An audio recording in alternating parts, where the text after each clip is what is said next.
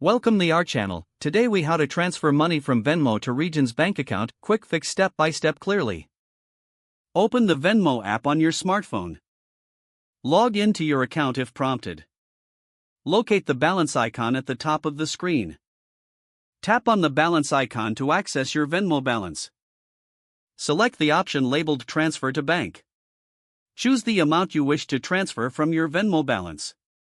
If you haven't linked your Regions bank account yet, select Add Bank.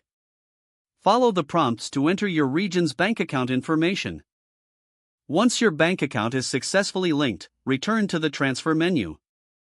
Confirm the amount you want to transfer. Select your Regions bank account as the destination for the transfer. Choose between an instant transfer or a standard transfer.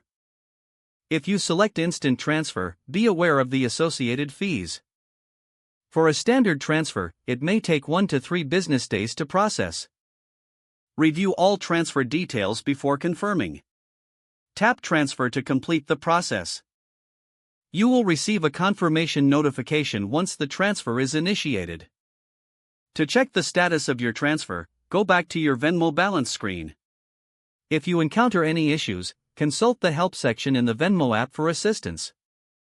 If the page does not load, refresh the browser or try again in a private or incognito window. Make sure you are using the correct email address, then retype it carefully to avoid small typos. If your password is not accepted, use the reset option and create a new strong password you can remember. Check your spam folder for verification or security emails, then complete any requested confirmation steps. Enable two-factor authentication if available to improve account security and reduce unauthorized access risk. After signing in, review your profile details so your contact information and settings are accurate and current. If you see an error message, note it down and try again after restarting your device and internet connection. Log out when you finish, especially on shared devices, to keep your account and payment information secure.